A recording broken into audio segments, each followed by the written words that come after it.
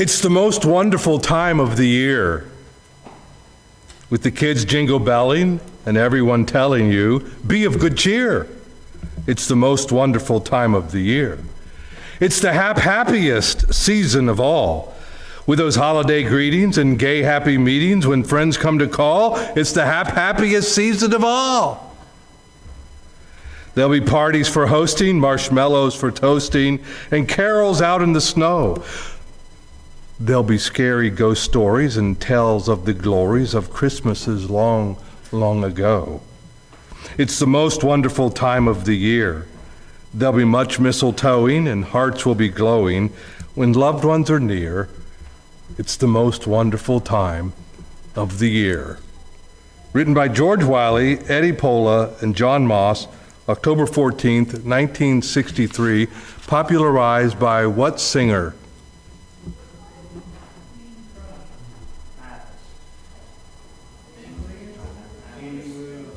Andy Williams. Andy Williams. But, brethren, what's missing? Matt, the answer is Jesus. It's one of the many examples, brethren, of the popularity of a holiday that has Christian origins while avoiding any references to those origins. We have gradually gone from joy to the world, the Lord has come, to have a holly jolly Christmas. And in case you didn't hear, oh by golly, what a jolly holly wally woolly wheel wow this year. Brethren, the secular seas of lights, Santa, food, gifts, and songs of figgy pudding, combined with the conspicuous consumption of Black Friday, Small Business Saturday, and Cyber Monday, must be countered with our teaching and admonishing one another with all wisdom as we sing psalms, hymns, and spiritual songs with gratitude in our hearts to God. Listen to the theological truths laid out in Charles Wesley's 1739 song, set to music by Felix Mendelssohn. Hark, the herald angels sing, glory to the newborn King. Peace on earth and mercy mild, God and sinners reconciled. Joyful all you nations rise, join the triumph of the skies, with angelic hosts proclaim, Christ is born in Bethlehem. Mild he lays his glory by, born that man no more may die, born to raise the sons of earth, born to give them second birth.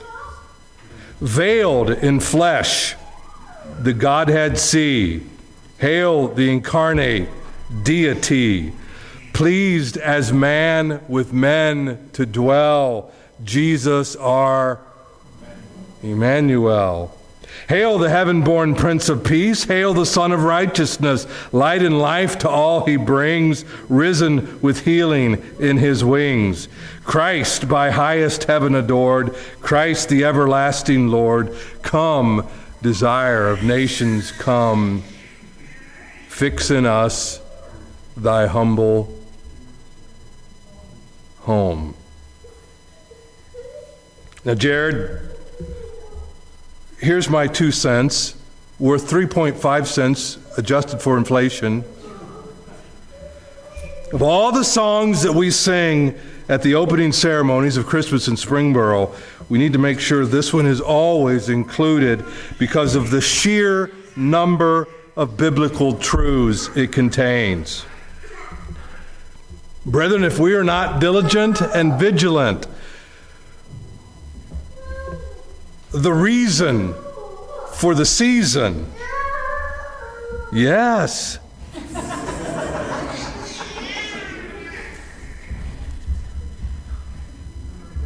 cry all you want. If we are not diligent and vigilant, the reason for the season will fade faster than a politician's election promises.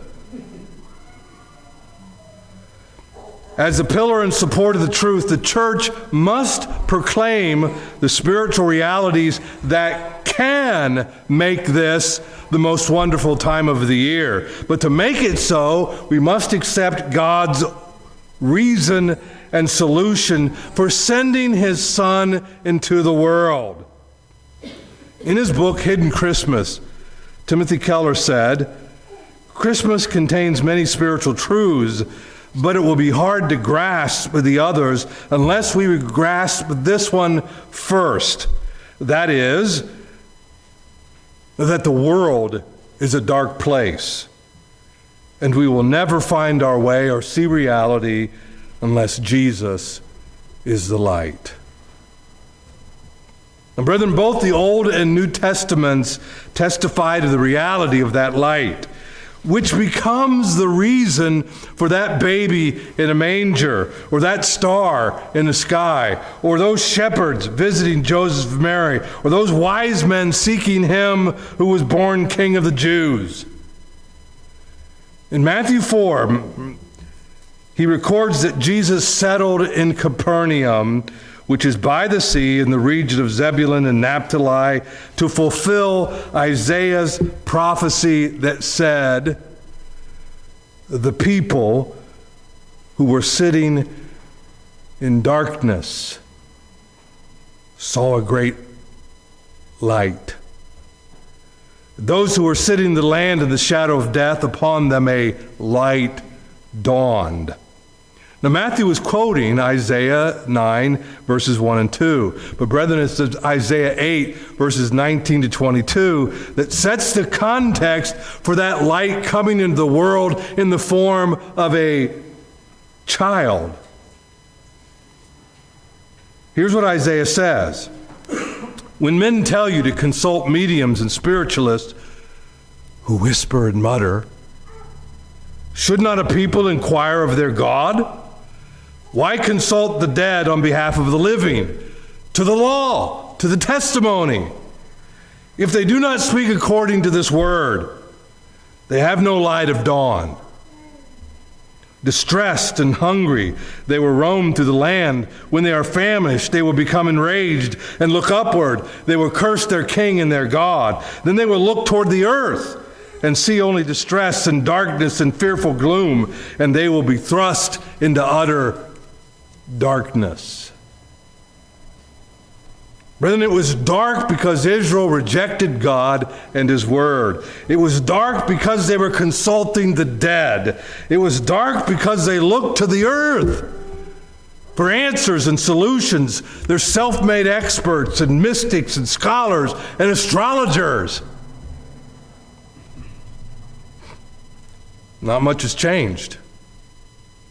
Even today, we look to the earth, the human realm, to dispel the darkness, whether it be the government, technology, science. Remember a couple of months ago, I mentioned to you that Mark Zuckerberg had made a mission. It was his mission through Facebook, to bring the world together in peace and harmony. Well, so now he's presented his meta solution.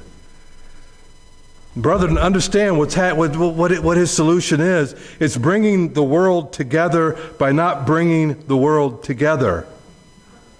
It's virtual. Yes, government, technology, and science can be true blessings from God, but they were never meant to end or dispel the darkness. God sent Jesus for that. But I get ahead of myself. I think of the Apostle Paul in Romans 1:21, when he says, "For even though they knew God, they did not honor him as God or give thanks, but they became futile in their speculations, and their foolish heart was darkened." And what does that darkness look like? Just read down a couple verses in Romans chapter 1, and Paul says this, being filled with all unrighteousness, wickedness, greed, evil, full of envy, murder, strife, deceit, malice, gossip, slanderers, haters of God, insolent, arrogant, boastful, inventors of evil, disobedient to parents, without understanding, untrustworthy, unloving, unmerciful.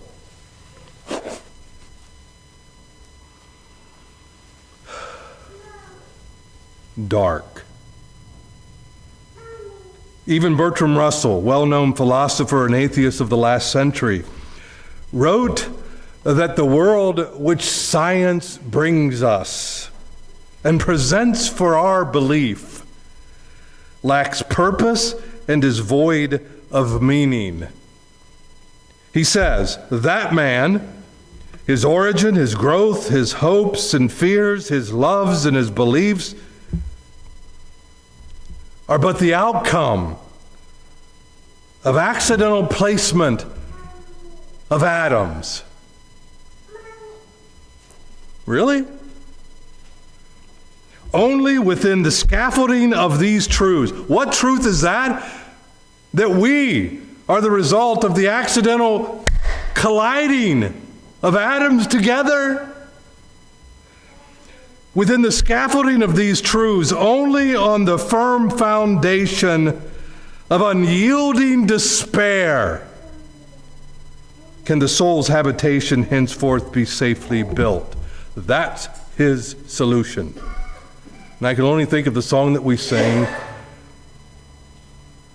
on the foundation, Jesus' blood and righteousness, because all else is what?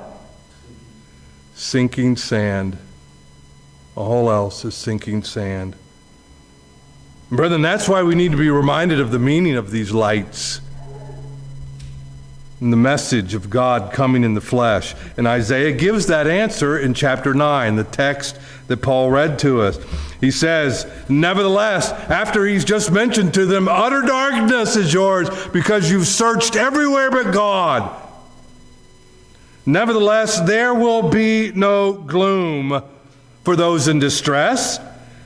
In the past, he humbled the land of Zebulun and the land of Naphtali. In the future, he'll honor Galilee of nations by the way of the sea beyond the Jordan. And the people walking in darkness have seen a great light. What's Isaiah's answer? Who is the great light? Those living in the land of deep darkness, a light has dawned. Well, Matthew 4, verses 14 and following, Matthew says that was fulfilled in Jesus. But Isaiah begins by telling us it's fulfilled in a child. A son will be given to us, and the government will rest on his shoulders, and his name will be called Wonderful Counselor, Mighty God, Eternal Father, Prince of Peace. There'll be no end to the increase of his government or of peace on the throne of David and over his kingdom, to establish it and to uphold it with justice and righteousness from then on forevermore. Let's see. Which would you rather have? Unyielding despair, gloom, darkness, death, or divine counsel, increasing peace, and a light that destroys the darkness? Now, biblically, brethren, light has always been a liberating force, beginning with God saying, light shine out of darkness, Genesis 1, verse 3. 2 Corinthians 4, verse 6, and ending with John the Revelator in Revelation 22, verse 5, telling us that there will be no need for the light of a lamp or the light of the sun. Why, John? Because God is our light. And speaking of the light of the lamp, Moses was instructed to fashion a 7-branched candle menorah to illuminate the tabernacle. And in Leviticus 24, verse 1, he commands the sons of Israel that they bring to you clear oil from beaten olives for the light, to make the lamp burn continually. Rather than the burning lamp within the tabernacle, within the very presence of God, was to remind them that while God is there, there is light. Unfortunately, throughout Israel's history, conquering armies would come and desecrate the temple and extinguish the light. One of the most egregious of those desecrations occurred when Antiochus IV Epiphanes invaded Judah in 170 BC. His soldiers plundered without mercy, ransacked the temple, erected an altar to Zeus, and ordered a pig to be offered on the sacrifice on the altar. And there's a line that he crossed that was too much. That provoked a large-scale resistance that would eventually become known as the Maccabean Revolt. 5 years later, in 165 BC, Judah the Hammer. I like that. Judah the Hammer successfully pushed out the Seleucid army, liberating the temple. And they celebrated. To celebrate, they instituted a festival rededicating the temple, and it is today called, come on. Nope, I can't hear you. Hanukkah. What does the word Hanukkah mean? Nancy? Say it again, hon. Consecration, dedication. The other phrase that we use is called the Festival of Lights, but there's a reason for that. When they went to refill and relight the lampstand, they could find only one flask of pure olive oil, enough for one day. The story is, miraculously, it burned for 8 days, the time needed to prepare a fresh supply of kosher oil. So not only were they celebrating the rededication of the temple, but they were rejoicing in God's provision of light. And by the way, this year, Hanukkah began November 28th and it ends tomorrow. That festival of light took on new significance when Jesus asserted in John 8, verse 12, I am the light of the world. He who follows me will not walk in the darkness and will have the light of life. Brethren, the Jewish people immediately knew the significance of what Jesus was claiming because they were waiting for the fulfillment of Isaiah's prophecy that a light has dawned on those people who were living in darkness. Sadly, a whole lot of them would not accept it. But there were others who did accept it. People who searched until they found him, like the shepherds, the wise men. People who waited patiently until he appeared, like Simeon, who was in the temple, and when he saw Joseph and Mary bringing baby Jesus, he took him in his arms. And he announced, my eyes have seen your salvation, he's speaking to God, which you have prepared in the presence of all peoples, a light of revelation to the Gentiles and the glory of your people Israel. And brethren, as we enter this season of lights and celebration, let us pray for more people like Simeon who saw the light. And thank God. May we pray for others who have become tired of living in darkness and are ready to turn to the one whom John says enlightens everyone.